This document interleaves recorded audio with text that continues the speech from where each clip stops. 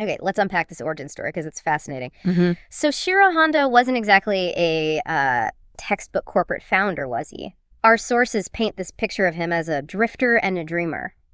Get this. His own wife reportedly quipped he was a wizard at hardly working. Right. He really bounced around various roles. Mechanic at Art Shokai, babysitter, even a race car driver and amateur distiller. And his beginnings were incredibly humble. I mean, literally taking over an old factory in 1946, mostly ruins from wartime bombings. And he didn't even have a clear product plan at first, just tinkering with like everything from rotary weaving machines to frosted glass. What's truly fascinating here, and I think this is a crucial lesson for any aspiring entrepreneur, is how those seemingly disjointed early experiences, even the apparent failures, how they were absolutely foundational. Not right. Think about his first serious venture back in 1937 with Tokai Seiki. He tried mass-producing piston rings, and he struggled immensely with quality. He even lost a crucial contract with Toyota because, well, his initial products just weren't good enough. Ouch. Yeah, big setback. And this really forces us to ask, how do you pivot from something like that? So Soichiro's response wasn't to give up. He did something pretty radical for the time. He attended engineering school, though famously never graduated, and then spent months visiting factories across Japan, meticulously studying Toyota's quality control processes. So he learned from the rejection. Exactly. He immersed himself in techniques like the 5 whys, that root cause analysis thing where you keep asking why. And by 1941, through this intense self-directed learning and relentless adaptation, he was finally able to mass-produce piston rings that met Toyota's rigorous standards. It just shows the power of turning a major rejection into a catalyst for profound learning and eventual success. Okay, here's where it gets really interesting, especially for anyone watching a founder navigate like profound uncertainty and seize an unexpected opportunity. After the war, Japan's in tatters, right? He sold the salvageable remains of Tokai Seiki to Toyota for $450,000. Uses those proceeds to found the Honda Technical Research Institute, October 1946. Then comes his truly entrepreneurial aha moment. He stumbles upon this precious supply, 500 two-stroke 50cc Tohatsu War surplus radio generator engine. Wow, okay. Resourceful. Totally. Japan was desperate for transport, but fuel was scarce. So what does Soichiro do? With characteristic ingenuity, he adapts these engines to run on turpentine and then affixes them to flimsy cycle frames, these improvised motorized bicycles. Our sources tell us sold like hotcakes. People were desperate for basic mobility. It wasn't about some grand vision yet. No, it was about ingeniously solving an immediate critical societal need with whatever resources were lying around. In this specific period, it's a perfect example of what we now call, minimum viable product iteration. Long before the term even existed. Soichiro didn't wait for perfection, didn't wait for a fully developed vehicle. He delivered a functional solution, leveraged existing, albeit unconventional, resources to address a clear market need. The demand was just huge. Immense, and he met it with resourcefulness under extreme pressure. And then, when those surplus engines inevitably ran out, he didn't just stop, he adapted again. This shows that relentless iteration is often the key, right? Instead of throwing in the towel. He simply reverse engineered and built his own copy of the Tatandamjinon. This became the Honda A-Type, nicknamed Bata Bata for the sound it made. Bata bata. Yeah. This wasn't about some grand 5-year plan for market dominance. It was about continuous, ingenious problem solving, iteration directly responding to market demand, a foundational lesson for any startup looking to find its footing. So, okay, how do you go from that clever improvisation to actually building a sustainable company? That Honda Technical Research Institute, eventually liquidated for $9,000, which Perspective Check was about US $5,000 back then. These funds were then strategically channeled into formally incorporating Honda Motor Co., Ltd., September 24th, 1948. A big step, formalizing things. Right, a significant shift from informal workshops to a proper business entity. And soon after, 1949, they debut their first complete motorcycle. Frame and engine, all Honda, the D-Type. The very first product to proudly bear the name Dream. Dream. Yeah, that signals ambition. It really did. Moving beyond improvised solutions towards purpose-built integrated products. And this transition period highlights another critical entrepreneurial insight, the indispensable role of strategic partnerships, complementary skills. So Soichiro Honda, the passionate inventor, the technical genius, he clearly understood he needed more than just engineering prowess to scale up. He couldn't do it all himself. Exactly. He made a pivotal move bringing in Takeo Fujisawa. Fujisawa possessed invaluable business, marketing, financial acumen, the stuff Soichiro maybe wasn't focused on. This wasn't just a collaboration. It was a deeply balanced leadership team, visionary plus brilliant operator. And this close partnership, marked by mutual respect, distinct roles, it lasted for an extraordinary quarter century until they both stepped down together in October 1973. Wow, 25 years together. Yeah, it's a powerful demonstration. Understand your strengths, your weaknesses. Find partners who fill those critical gaps. It's vital for long-term growth. So many startups struggle because they lack that balance. The founder tries to wear all the hats. Right. And they weren't just building products. They were finding really innovative ways to build markets for them. Think about the Cub F-Type, 1952. This clip-on auxiliary engine, distinctive look, white fuel tank and red engine, became an overnight sensation, but not through the usual channels. Honda launched this innovative direct mail marketing campaign, selling through local bicycle shops. Clever distribution. Totally. It let them expand their sales network from 400 outlets to an astounding 13,000 across Japan, that kind of creative distribution. It's a masterclass in market penetration, reaching customers directly, especially outside the big cities. What's truly remarkable here, and I think directly applicable for entrepreneurs today, is their early, unwavering focus on user experience, and almost immediately, global market appeal. The Super Cub C100, launched in 1958, it perfectly embodied Soichiro Honda's philosophy. Make something that can fit in the hand. Make it accessible, easy to use. Simple. Conceptually simple. Yeah. But an engineering marvel for its time. Innovations like a 4-stroke engine, incredibly challenging for a 50cc category back then, plus an automatic centrifugal clutch. This combo made it so easy for literally anyone to handle, even if you'd never been near a motorcycle. This product didn't just succeed, it became the world's largest production vehicle, the world's best-selling vehicle, period. Illustrating that powerful principle, good products knew no national boundaries. And then they took that global vision straight to the U.S., the 1960s, that legendary campaign. You meet the nicest people on a Honda. Exactly. It wasn't just an ad slogan, it was a cultural intervention. It fundamentally changed the negative stereotype of motorcyclists, from rebels to, friendly commuters, everyday people. That campaign was so effective, they sold 90,000 motorcycles in the U.S. by the end of '63 alone. Just incredible. A lesson in market entry, branding, and changing the whole narrative. So by 1959, Honda's already the world's largest motorcycle manufacturer.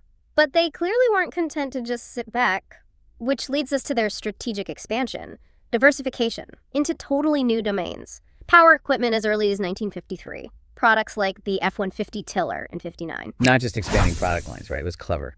Leveraging their engine tech into new, maybe underserved markets, like farming, easing manual labor. Building new segments from the ground up. Then the E300 portable generator in '65, aimed at leisure use. And then the big foray into four-wheelers, starting with the T360 mini pickup and the S500 sports car in 1963. They were late to the auto game in Japan, facing tough competitors, but they approached it differently. Absolutely. This shows that clear entrepreneurial willingness to diversify, to challenge established norms, not just copy them. Their man maximum, machine minimum, philosophy, radical for car design then. Prioritizing interior space, occupant comfort over bulky mechanical stuff, made their vehicles feel more spacious, user-friendly. You saw that in cars like the N360 Key Car in 1967, that small, efficient class. Right. Optimized for fuel efficiency, urban driving. They really disrupted the market with that approach. Then came the Civic, 72 to 73, a global hit, especially in the U.S. Why? Exceptional fuel efficiency. And that revolutionary low-emission CVCC engine, remember? Reduced emissions without needing a catalytic converter. Huge deal during the 1970s oil crisis. Cryptic timing. Exactly. Adaptability to market conditions, foresight and technology. A true game changer, showing how deep innovation can disrupt even mature industries. Okay, here's where it gets really fascinating for anyone thinking about premium branding and pushing tech boundaries at the same time. 1986, Honda takes another ambitious leap, launches Acura, the very first Japanese dedicated luxury brand. Completely changed how people saw Japanese cars. Big move. Huge risk, potentially. Definitely. And then 1991, they debut the NSX supercar. Not just any sports car. First all-aluminum monocoque vehicle, its chassis was one single load-bearing structure, like an aircraft, plus variable valve timing, optimizing engine performance. Talk about pure ambition, not just in tech, but completely reshaping their brand, making bold statements about performance, luxury. Indeed, and these ambitious moves, they reflect a continuous heavy investment in R&D.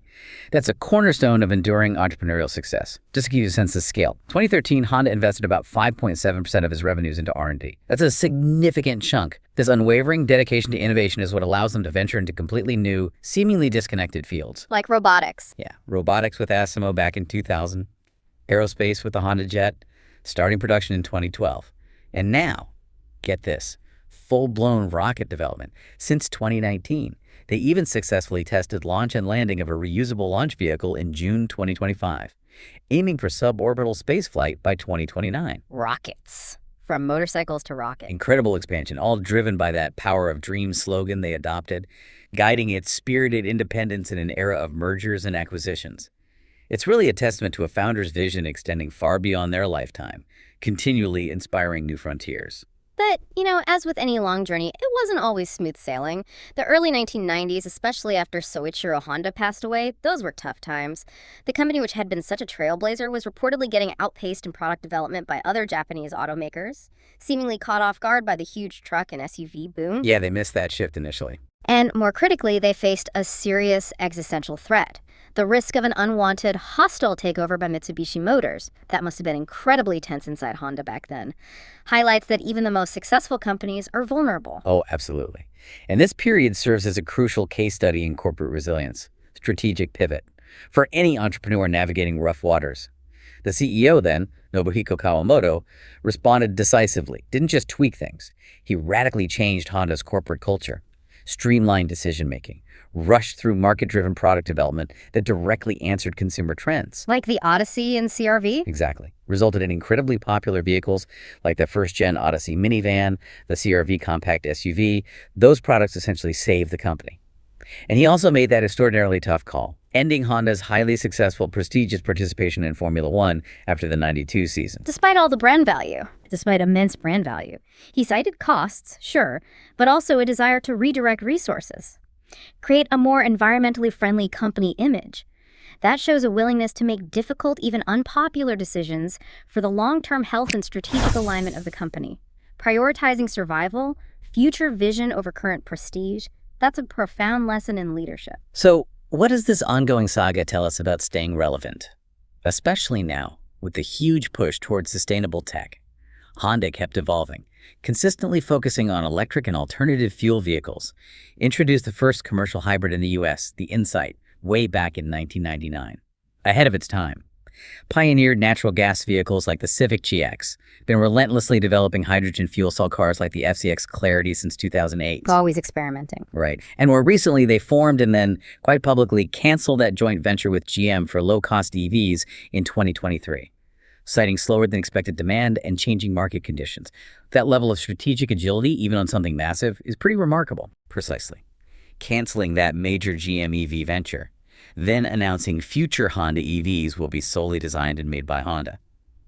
It highlights extreme agility, an impressive willingness to question even big, previously set strategic assumptions. It reflects a core belief, I think, that knowledge is most valuable when understood and applied. A readiness to consider different viewpoints when new data comes in, not just stick to a plan because you made it. Constant learning and adaptation. It's the very essence of enduring entrepreneurship, from identifying needs to crisis management to charting a future vision, and it extends beyond products too. Honda's marketing constantly adapted, from nicest people to the ingenious cog ad, the inspiring impossible dream, Hondamentalism, continuous innovation not just in engineering, but in how they connect with their audience, how they tell their evolving story. What an incredible deep dive, seriously. From that small shack building engine kits to developing jets and testing reusable rockets, it really makes you think about how far passion, persistence, and that willingness to adapt can truly take you. For someone just starting their entrepreneurial venture, what are the biggest nuggets of wisdom we can pull from this amazing story? Okay, firstly, embrace the unconventional start. Learn from every failure, every miscalculation. Soichiro Honda's pivots, those early quality issues, not roadblocks. Vital learning opportunities that fueled the next better move. True agile development, really. Turn setbacks into fuel. Exactly.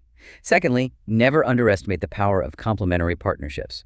Tsuyo's tech skill plus Fujisawa's business acumen. Not just convenient, fundamental to their success.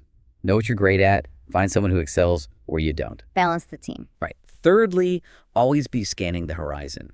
Unmet needs, future trends, post-war transport, eco-friendly vehicles, aerospace. Be ready to pivot decisively towards those emerging opportunities. And finally, be prepared to make bold, even unpopular strategic decisions for the long term. Diversifying, creating Acura, pulling out of F1, revising EV plans. It's about vision and conviction for the long game. From that small shack to a global giant developing jets, testing reusable rockets, Honda's journey really embodies that impossible dream made real. It really makes you pause and reflect. The immense power of passion, persistence, and just an unwavering willingness to adapt, no matter the challenge. Indeed. And for you, our listener, think back to that early ad campaign. You meet the nicest people on a Honda. It didn't just sell motorcycles. It fundamentally changed public perception about motorcyclists, fostered a whole new positive narrative. So this makes me wonder, how can your entrepreneurial venture not just create a product or service, but fundamentally shift a perception or narrative in your industry, foster new connections, new understanding? Think beyond the tangible product. What story can you change?